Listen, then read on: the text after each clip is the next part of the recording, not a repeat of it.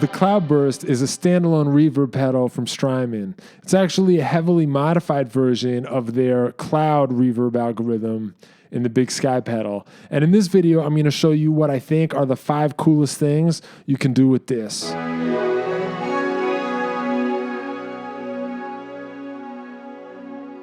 Pro tip number 1 is just the setting that I think you should use the first time you try the pedal, which is this setting, which sounds like this. There's a couple things going on here that I like. One is the pre-delay knob on the Cloudburst has a very wide range. It covers a lot of ground, but I've set it to be right in the spot where it starts to be a slapback echo, but I've also set the decay to be kind of tight. And I just think there's something cool about the interaction where the reverb decay is still kind of under control, but there's a slapback echo too. And then in addition to that, I've added a certain amount of modulation. And altogether, all those things reminds me of the Dispatch Master from Earthquaker Devices, which is just a different combination reverb and delay, but it's always had this very specific quality that I love, which is it reminds me of an ice cold vanilla milkshake. And this setting on the Cloudburst also reminds me of that. I'm not going to be able to explain why this is the setting that equals ice cold vanilla milkshake, but I stand by it.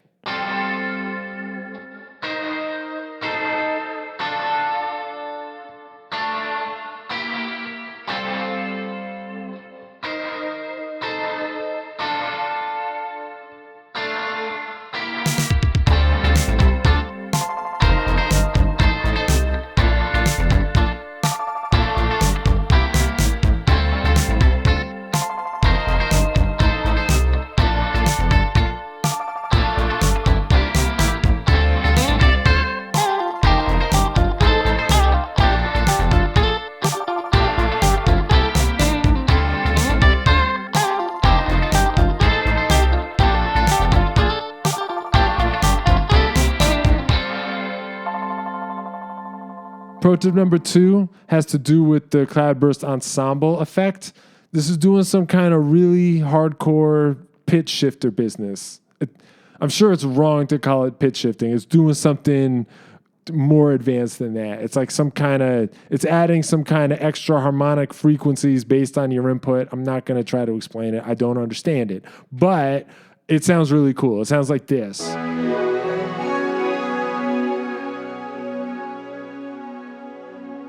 What you just heard was me recording directly out of the pedal. The cool thing about this is you don't even need an amplifier. If you use that setting and record directly out of the pedal, it's also just a synthesizer for you now.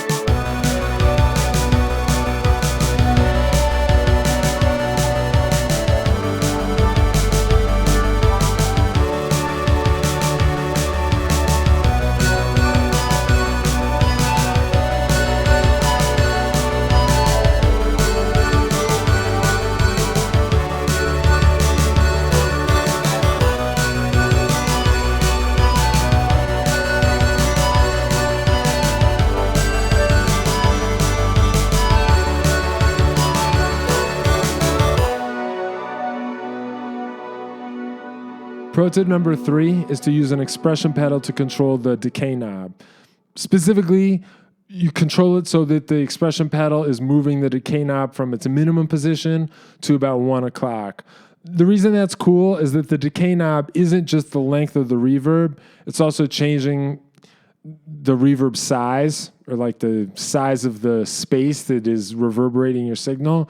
And changing both of those things introduces some really crazy artifacts. It's just adds mayhem to your signal in a way that I think is cool.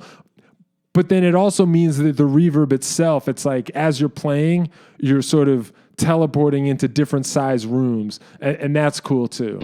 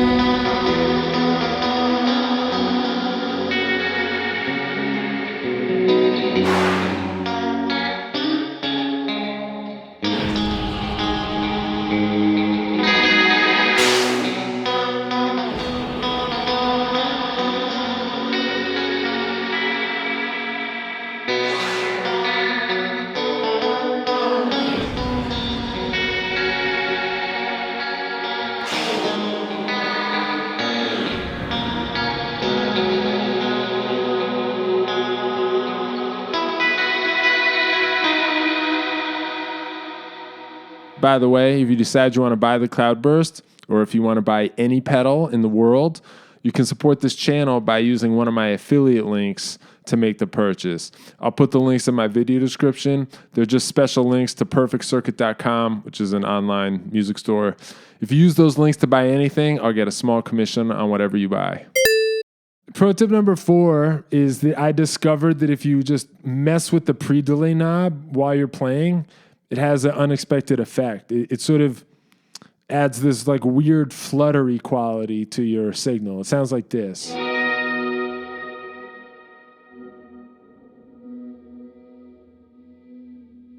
Now, that might not seem like such a big deal by itself, but if you just continually mess with the knob, for instance, by using like an automatic expression pedal, that's what I did. I used the sidestep. This is like an expression pedal that can just automatically run for you.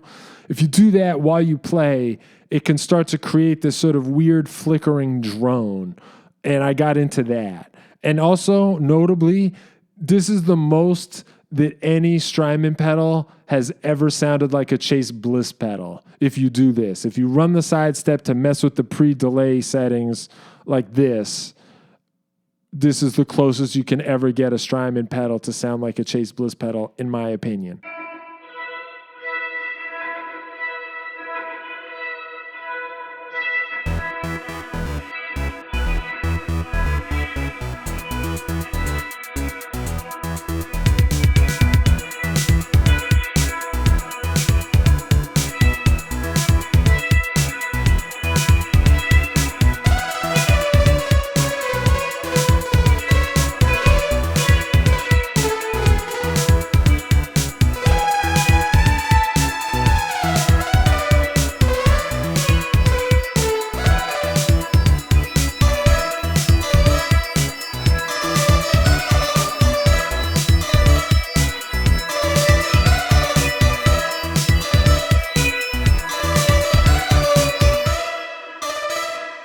Pro tip number 5 is to use the Strymon mini switch with the Cloudburst and set it up so that every time you step on the mini switch, the Cloudburst enters infinite mode, which just means as long as you're holding this down, it'll infinitely reverberate your signal. And I think you should do that while using these settings.